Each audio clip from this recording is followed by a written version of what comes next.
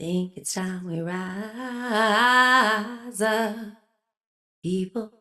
It's time's up, people. You can talk all you want, but it won't change a thing. I wanna know what you do. Hello, everyone, and welcome to the Up and Up. Today, I have actually one of our Real Progressives volunteers. His name is Jan, and he has been doing a little bit of citizen journalism for us. And welcome to the show, Jan. Hello, welcome everybody. I guess here I am to say my piece. Well, this is at least the first time that you've been on this show. I know you did live stream the protest that we're going to be talking about the other day. But could you let people know kind of who you are and how you came to be involved with Real Progressives in this effort in general? So I came at Real Progressives kind of directly off of let's just say the whole Bernie train hype circle, if you will.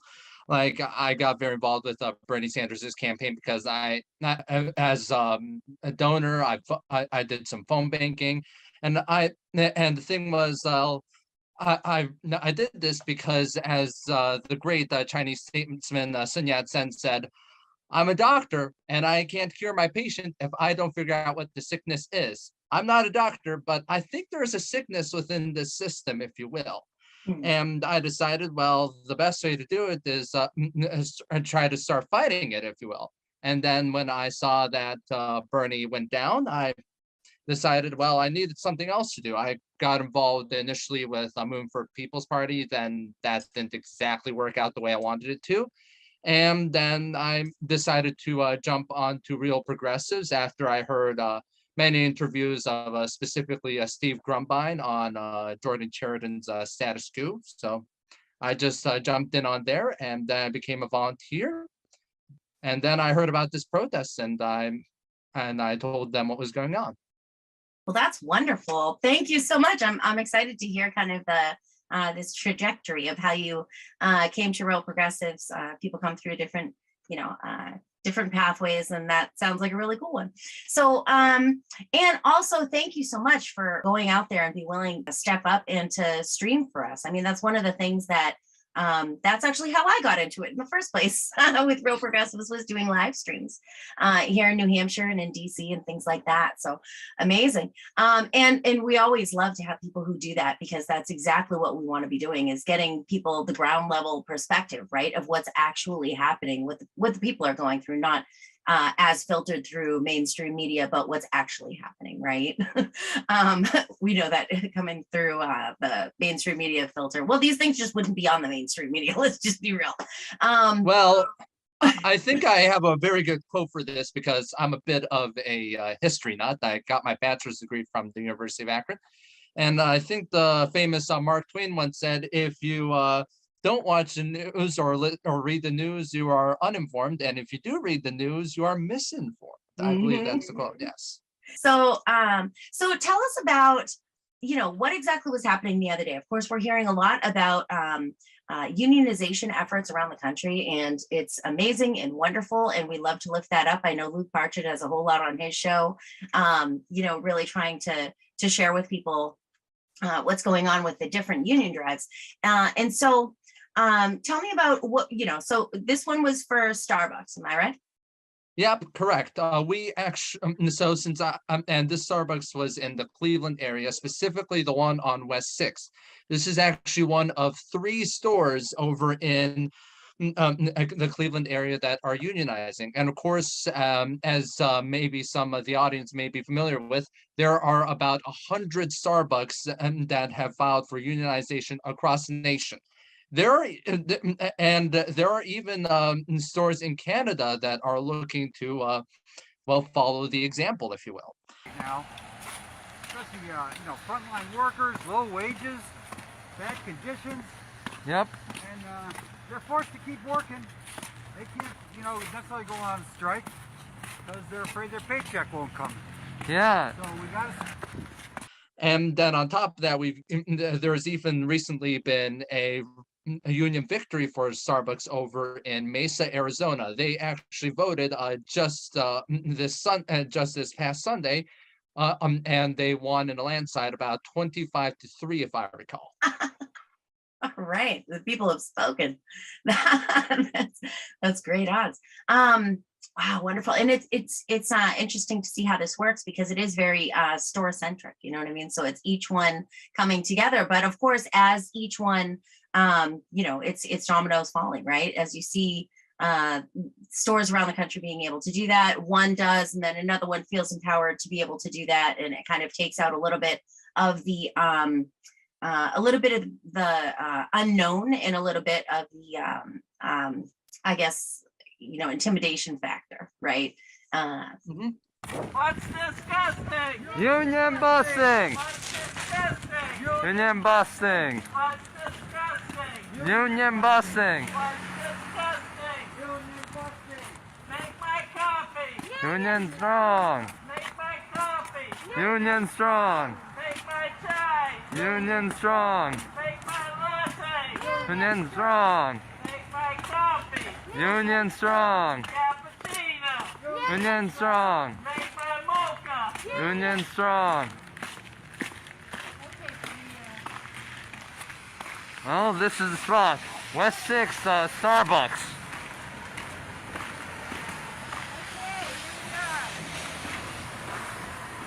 And so what exactly was the protest centered on? What specific action, or what specific step in the process was this protest around? So unfortunately, during the protest, I was unable to actually speak with the Starbucks workers, and that was mostly because they respectfully asked me to not film inside the Starbucks. Gotcha. And I appreciate that. And since I want to respect the workers' space, I decided to take down my camera after that.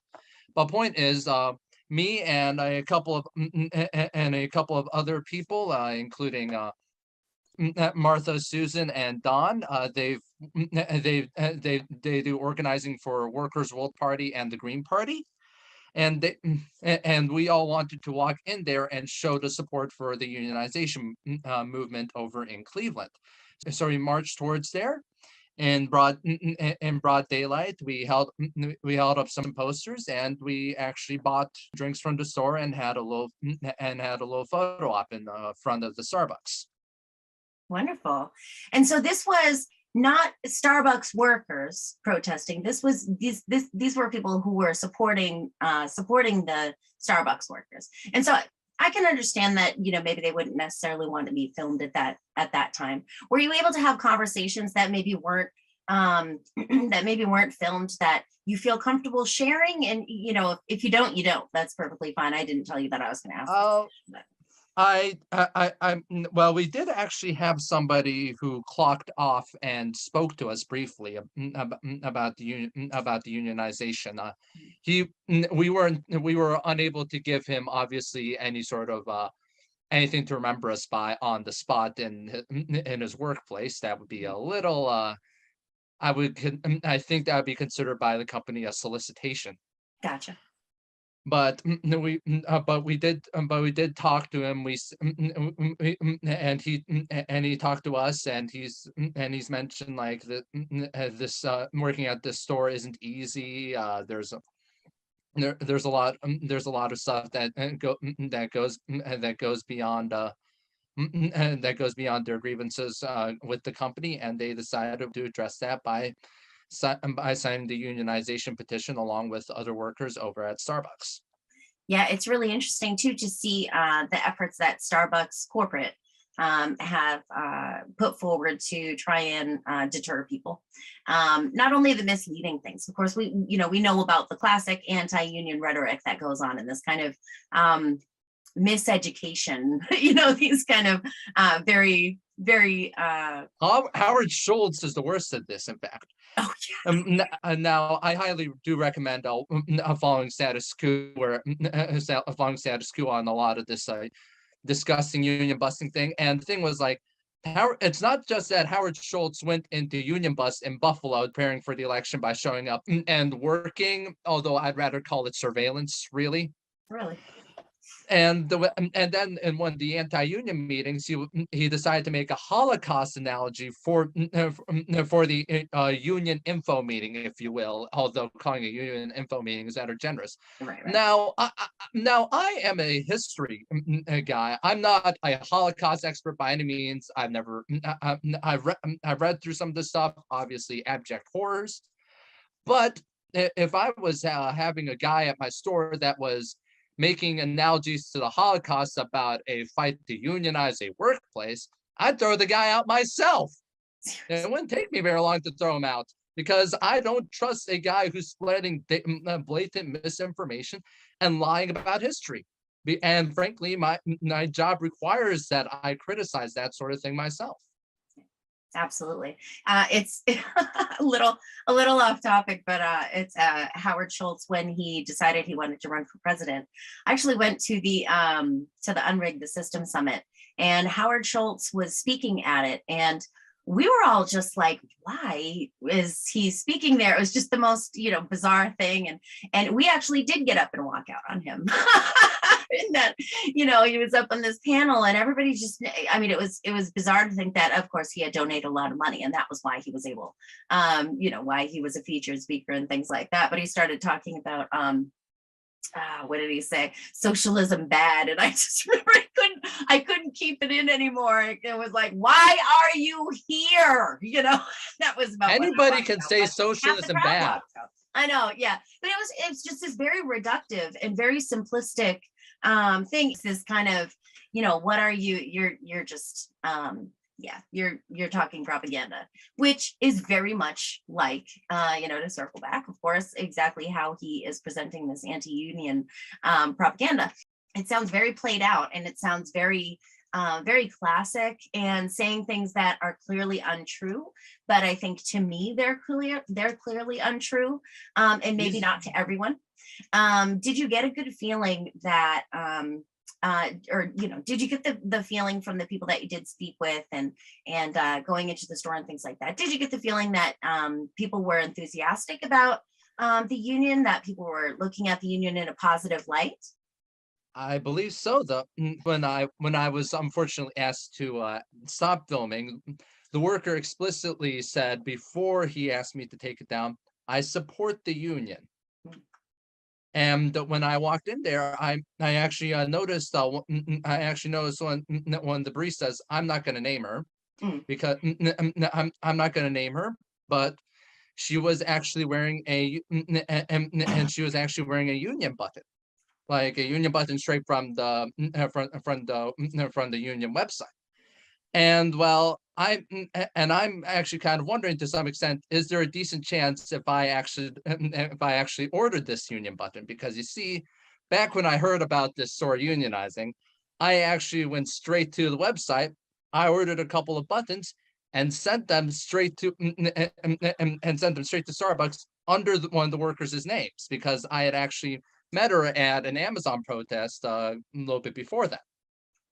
Wow, that's cool. I bet it is. I think that's wonderful. I sent in 2 buttons. I sent a button to every single Starbucks that is unionizing in the Cleveland area.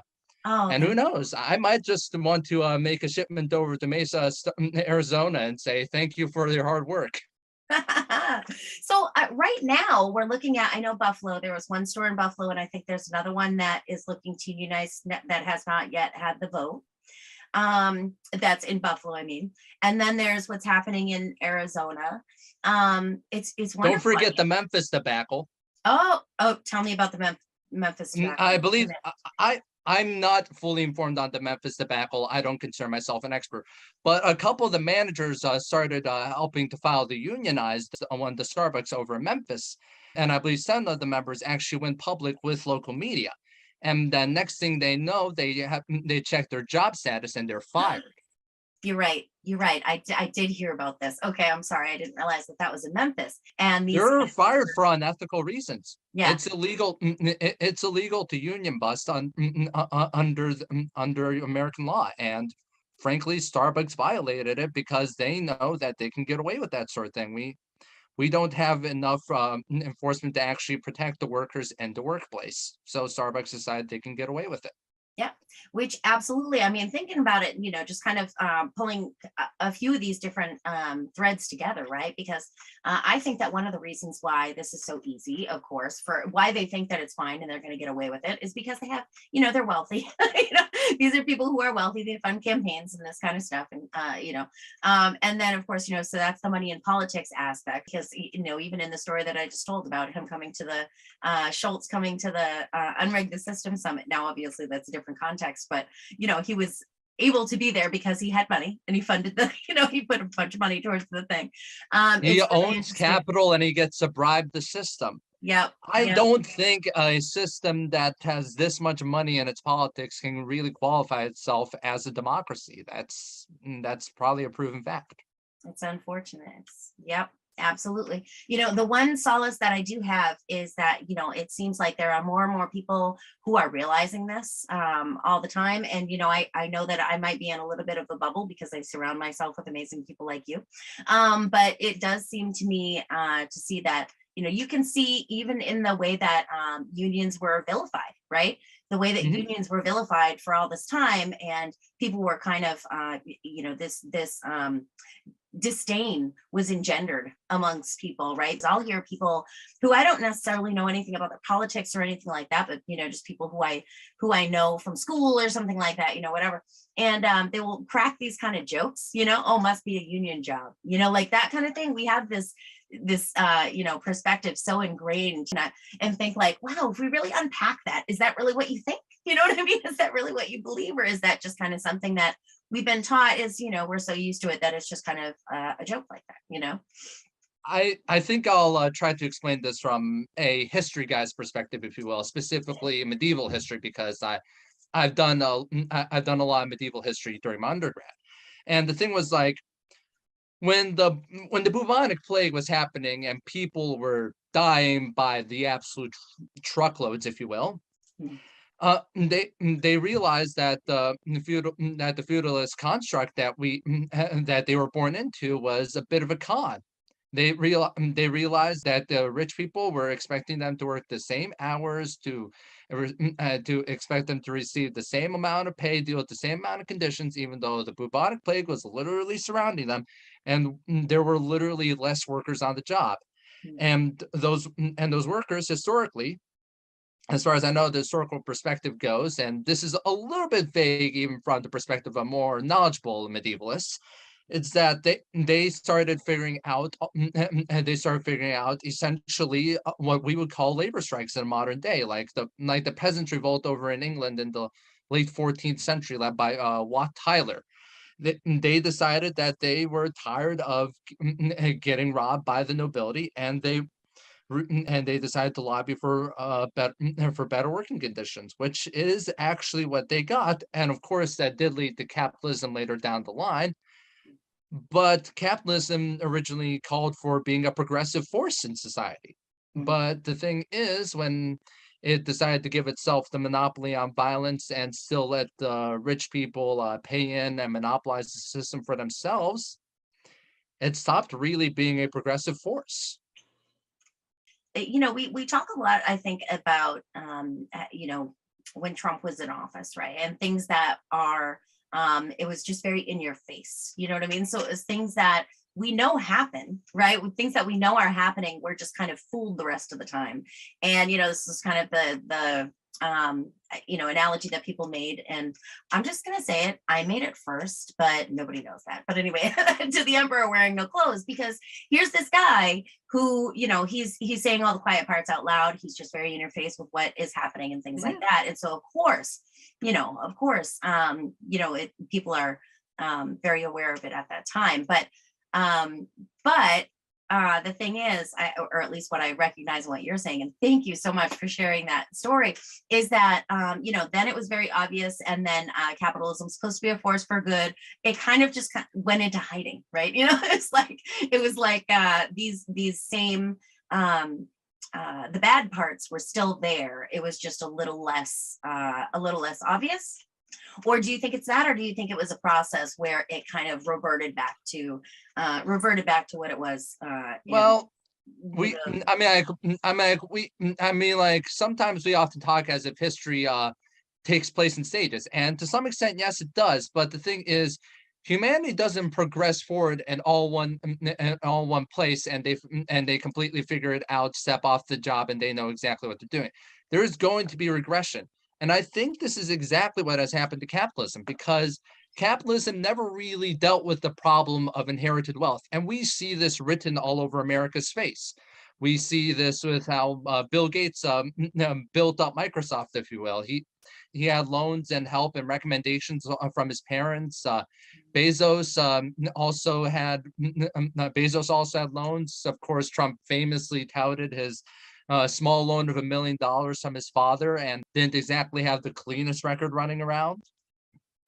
We can see how capitalism has regressed, and I've heard some people call it even neo-feudalism. I don't necessarily want to impose that notion, if you will, but there's a lot of similar characteristics, and I am really not liking this, if you will. Yeah.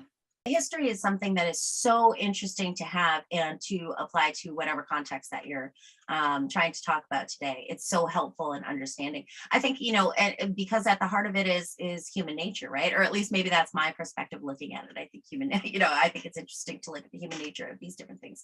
But I think that we can see how people behave in a certain context, right? And when you're looking at history, you can kind of look at the effect that it's had on people in the past, and then say, all right, well, what are the conditions like here, right? Is this the same thing, or is that different in how? Well, no, I think Engels pointed this out when he was first theorizing and talking with Marx in the diner. He rather famously said, I think, I don't know exactly what was the context of the quote, but he said specifically, human conditions determine human nature. And of course, in many ways, this was even true for Engels. He had actually inherited his factory from his father, and he inherited that factory, and he probably started with a not so ethical way of necessarily running it. And then he talked to other people like Marx, and he was thinking, maybe I can do something different with this factory. I have this capital. Maybe I can actively change things. And as far as I know, he began running that factory more ethically. He helped Marx live a halfway decent life, and he produced theory. But the thing was, like, his nature is an exception that proved the rule. We have the whole inherited wealth, and then never dealing with it, and then we just say, how much wealth can we extract from here, or how much wealth can we extract from there? And then we just keep on looking at almost every human, everything on this earth as some sort of a commodity. Yep, absolutely. Well, very interesting thing. I just want to thank you again so much for bringing us this footage. And that was live. What day was this? Was it Sunday or Saturday? Just this last Sunday, and coincidentally, when I heard that Mercer, Arizona won its union election, I literally went home after the protest. I took a shower. I was looking through my phone for anything to be a little bit happy about, as well as being happy about the protest that I had helped out with. And then I saw Mesa, Arizona unionizing, because one of my friends had shared it. I was like, holy crap, that's great. I love it. Awesome. If you do not have your notifications set, please do, because we try to bring you that kind of stuff whenever we possibly can. And there are a variety of people who are all around the country. So this is in Ohio, right? Correct. Yep. I have done live streams from, we've the press crew has gone out to Washington, D.C. for different events. I've been, Boston, New York, and actually not me in New York, Priscilla in New York. So a variety of people around the country in different places, also in Arizona as well. So we have had a variety of people. We try to get whatever we can, and when we can get people there. So not only have your notification set, but also if you're a Real Progressives follower and would like to, supporter and would like to volunteer in any way, we always need volunteers. It helps us get things going. We are a grassroots organization, so it's all volunteer and any way that we can help. And it's wonderful because then I get to meet people like you. I surround myself. I with am people doing- honored for the pleasure. Really, the pleasure's all mine. You're pretty amazing too. Thank you. Thank you. All right. Well, thank you for coming on. And yeah, hopefully we can follow up if there's anything else. I mean, it sounds like you said that you had been to an Amazon protest. It sounds like, and of course you had been at the Starbucks one. Please let us know if there's anything else. And I'd love to, kind of keep in touch with you so that anything else that's happening, we can make sure that we lift it up. All right, absolutely. I'll let you know. I mean, like, I have the press pass. I can probably say anything anytime. Nice. All right. And thank you all for watching the show. If you liked it, please like, share, and subscribe. And if you have the means, please support us because, like I said, we are volunteer and grassroots funded. So anything that comes into us, we put towards good use, trying to get you stories like these and really try and lift up people who are on the streets doing their thing. All right. Thank you much. Signing off.